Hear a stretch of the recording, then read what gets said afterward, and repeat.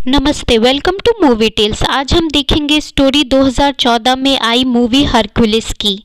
कहानी शुरू होती है एक बच्चे से जिसके पिता देवता ज़ूस थे और माता एल्कमीनी जो कि एक इंसान थी, इसीलिए उसे आधा इंसान और आधा देवता माना गया। पर ज़ूस की रानी हेरा उसे अपने पति की बेवफाई की निशानी समझकर उससे नाराज थी। एल्कमीनी ने उस बच्चे का नाम हरक्यूलिस रखा, यानी हेरा की शान।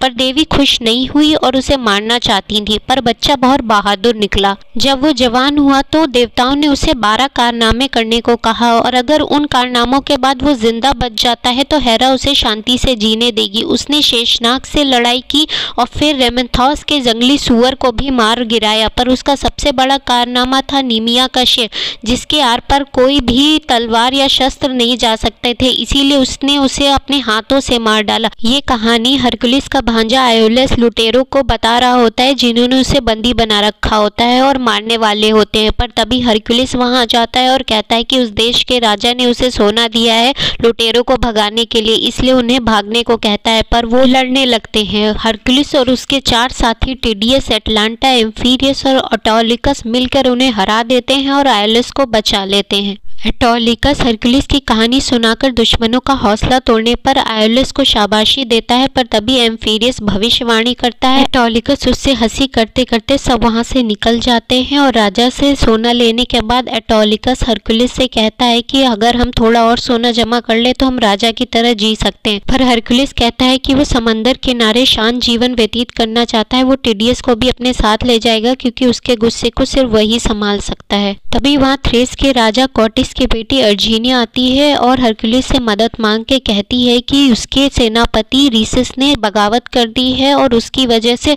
उसके यहाँ गृह युद्ध छिड़ गया है, जिससे लोग मर रहे हैं और बहुत बुरे हालात हैं। पर हरक्यूलिस कहता है कि वो सिर्फ सोने के लिए काम करता है और जीनिया उसे बहुत सारा सोना देने को कहती है, इसलिए वो उसके साथ चला जाता है उसकी मदद करने। वहाँ पहुंचकर हरक्यूलिस लोगों के बुरे हालात देखता है और नए सेनापति सिटाकलस से मिलता है। फिर वो अर्जीनिया के बेटे अर्नियस से मिलता है जो हरक्यूलिस को महान योद्धा समझता है। तभी सिटाकलस हरक्यूलिस से पूछता है कि क्या कभी उसने राज परिवार से मुलाकात की है और वो 3 साल पहले की घटना याद करता है जहां वो एथेंस के राजा यूरिस्थियस के लिए काम करता था और उसकी एक बीवी और 3 बच्चे भी थे। एक बार वो राजा के कहने पे एक आदमी का सिर काट के लेके आया जिसने शेषनाग का मुखौटा पहना हुआ था। इस कारनामे के लिए एथेंस की जनता ने हरक्यूलिस का बहुत बड़ा स्वागत किया। पर तभी हमें एक झलक मिलती है जिसमें हरक्यूलिस का परिवार मर जाता है और हरक्यूलिस अपनी यादों से बाहर आ जाता है। फिर वो राजा कॉटिस से मिलता है। कॉटिस हरक्यूलिस का स्वागत करता है और वो उसे अपने साथियों से मिलवाता है। एम्फीरियस को देखकर कॉटिस उसकी भविष्यवाणी के बारे में पूछता है जिसमें उसने अपनी खुद की मौत के बारे में बताया है और एम्फीरियस उससे कहता है कि ये देवताओं के हाथ में है। फिर कॉटिस हरक्यूलिस को रीसिस के बारे में बताते हुए कहता है कि उसने गांव के गांव तबाह कर दिए हैं, उसके पास दिमाग काबू करने की शक्ति है, साथ ही अश्वमानव और राक्षसों की सेना भी है। फिर कॉटिस हरक्यूलिस को थ्रेस में आए हुए शरणार्थियों को दिखाते हुए कहता है कि उसकी आधी सेना रीसिस से लड़ते लड़ते खत्म हो गई है, इसीलिए उसने किसानों को सेना में रखा है पर उन्हें लड़ना नहीं आता है। ये सुनकर हरक्यूलिस अपने साथियों को बताता है कि ये लोग अच्छे हैं और हमें इनकी मदद करनी चाहिए। पर तभी एटलांटा कहती है कि किसानों की सेना का क्या करना है और हरक्यूलिस कहता है कि हम उन्हें लड़ना सिखाएंगे। कॉटिस का सैनिक फिनियस उसे बताता है कि रीसस पास के ही बेसिस नाम के गांव में है जहां आदिवासी रहते हैं, वो वहां पहुंचने वाला है और हमें उसे रोकना चाहिए।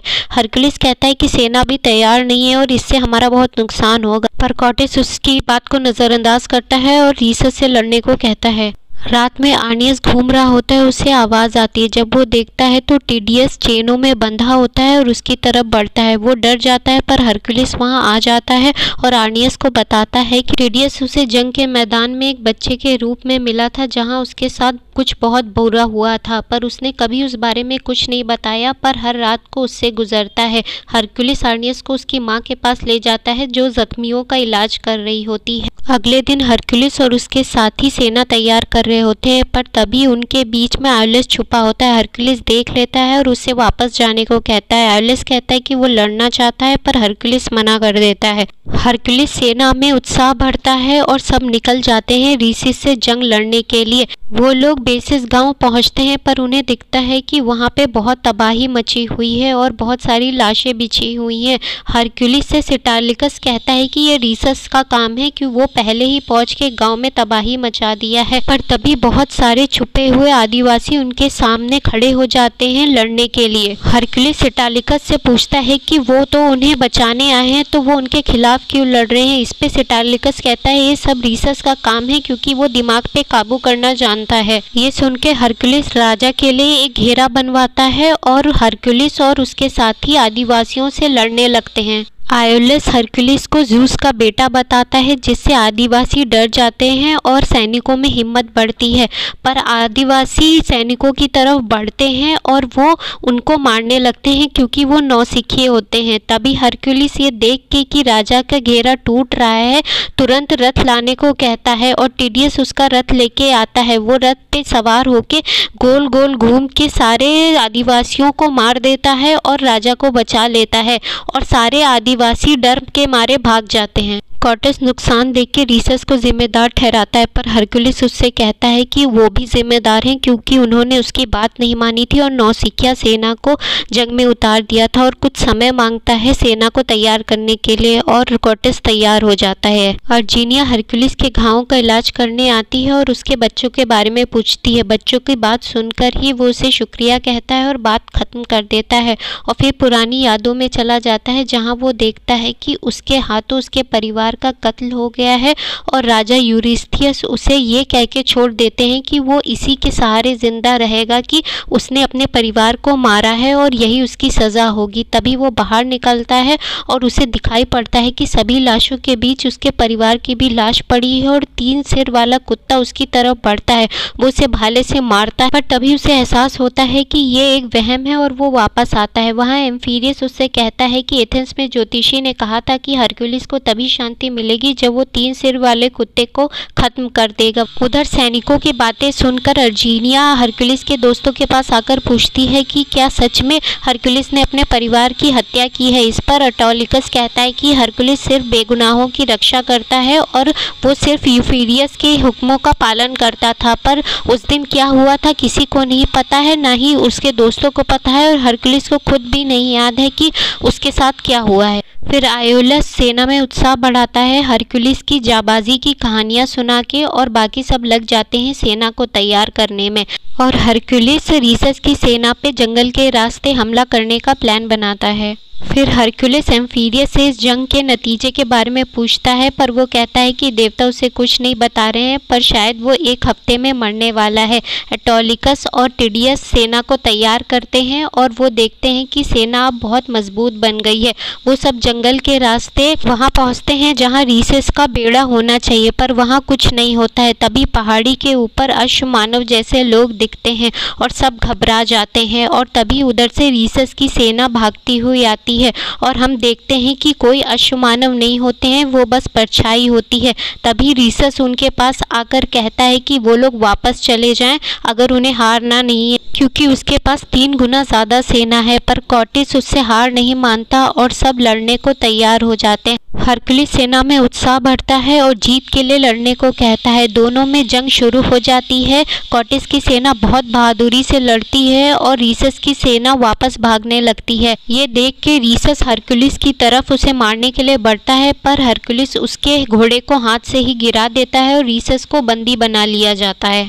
कॉर्टेस और हरक्यूलिस थ्रेस में वापस आते हैं और उनका बहुत ज़ोर से लोग स्वागत करते हैं, पर सिटालिकस रीसस के साथ बदसलूकी करता है और हरक्यूलिस ये देख के उसे रोकता है और उसको उठा के साथ में चलने लगता है। और रीसस हरक्यूलिस से कहता है कि वो गलत लोगों का साथ दे रहा है क्योंकि उन्होंने ये जंग शुरू की है अपना राज्य बढ़ाने के लिए और लोगों की मौत के जिम्मेदार हैं। रात में जश्न मनाते वक्त उसको जंजीरों में बांधा जाता है, जहां अर्जीनिया के मन में उसके लिए हमदर्दी होती है। वो उसको पानी पिलाने के लिए उठती है, पर कॉर्टेस उसे रोक देता है। फिर कॉर्टेस को जीते हुए राज्यों का भी राजा घोषित कर दिया जाता है। रीसस कॉर्टेस का विरोध करता है। हरक्यूलिस और उसके साथी ये सब सुनते हैं, पर एटोलिकस कहता है कि हमें इन सब बातों पे ध्यान नहीं देना चाहिए और अपना सोना लेके निकलना चाहिए। हरकुलिस अर्जीनिया के पास जाता है और उसे सच बताने को कहता है। अर्जीनिया उसे बताती है कि ये राज उसके पति का था जिसे कॉर्टिस ने उन्हें मार के छीन लिया और अर्नियस इस राज का असली वारिस है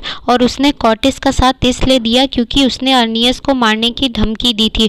कॉर्टिस तो बूढ़ा है, कुछ दिनों में मर जाएगा, फिर अर्नियस बहुत अच्छा राजा बनेगा। हरकुलिस उससे कहता है कि कॉर्टिस ऐसा नहीं होने देगा। ये सुनकर अर्जीनिया अर्नियस को सुरक्षा के लिए उसे साथ ले जाने को कहती है, पर हरकुलिस मना कर देता है। सेटालिकस ये सब सुन लेता है। हरकुलिस कॉर्टिस के पास जाके उसे धोखेबाज कहता है, पर कॉर्टिस उसे अपने लिए काम करने को कहता है। हरकुलिस मना कर देता है। ये सुनकर कॉर्टिस उसे उसका सोना दे देता है और चले जाने को कहता है। वो लोग सोना ले लेते हैं और बाहर आ जाते हैं, पर बाहर आके हरकुलिस सबसे कहता है कि वो इन लोगों को ऐसे छोड़ के नहीं जा सकता है और वो बेगुनाहों को नहीं मरने दे सकता, इसलिए वो यहाँ रुक के इन सब की मदद करेगा। एटोलिकस कहता है कि हमें सोना लेके जाना चाहिए, पर सब लोग हरकुलिस का साथ देते हैं और एटोलिकस उन सबका सोना लेके वहाँ से चला जाता है। फिर वो लोग महल के अंदर जाते हैं, पर तभी कॉर्टिस के सारे सैनिक उन्हें घेर लेते हैं और उन्हें हथियार डालने को कहते हैं। वो लोग हथियार नीचे रख देते हैं और सेटालिकस कॉर्टिस को बताता है कि अर्जीनिया और हरकुलिस ने मिलकर साजिश की थी अर्नियस को भगाने की। ये सुनकर कॉर्टिस अर्जीनिया को और हरकुलिस के साथियों को बंदी बना लेता है और हरकुलिस को बेहोश कर देता है। जब हरकुलिस की आंखें खुलती हैं तब उसे 3 सिर वाला कुत्ता अपने सामने दिखता है, पर असल में वो 3 अलग अलग कुत्ते होते हैं। फिर यूरिस्थियस उसको अपने सामने दिखता है जो कि कॉर्टिस के साथ मिला होता है क्योंकि वो दोनों मिलके पूरे यूनान पे राज्य करना चाहते हैं, और वो हरकुलिस को बताता है कि कैसे उसने हरकुलिस को बेहोश करके इन्हीं 3 कुत्तों को छोड़ के उसके परिवार को मरवा दिया था। ये सुनकर हरकुलिस उससे पूछता है कि उसने ऐसा क्यों किया, तो वो बताता है कि लोगों के मन में हरकुलिस के लिए बहुत इज्जत थी और चाहता तो वो एक दिन उसकी जगह राजा बन सकता था।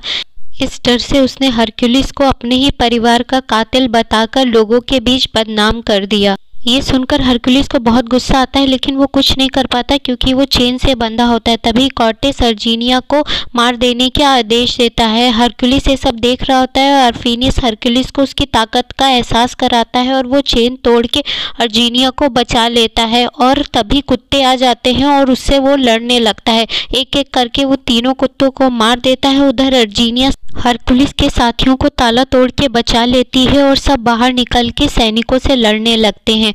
कॉर्टिस और यूरिस्थियस डर के वहां से भाग जाते हैं, पर हरकुलिस यूरिस्थियस का पीछा करता है और उसे मार देता है, पर पीछे से स्टालिकस आके उस पर हमला कर देता है, पर आयोलस स्टालिकस को पीछे से मार देता है और हरकुलिस को बचा लेता है।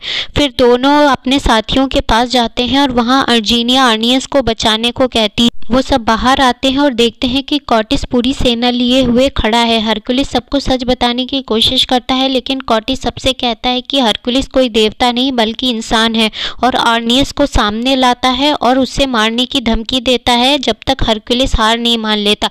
लेकिन तभी पीछे से एटोलिकस आ जाता है और अर्नियस को बचा लेता है। अर्नियस भागता है और उसको बचाते बचाते टिडियस सारे तीर अपने ऊपर ले लेता है और वो मर जाता है। हरकुलिस टिडियस को उठाकर जाने लगता है और बाकी सब सैनिकों को रोकने के लिए जल रही आग को जमीन पे गिरा देते हैं और सैनिक रुक जाते हैं।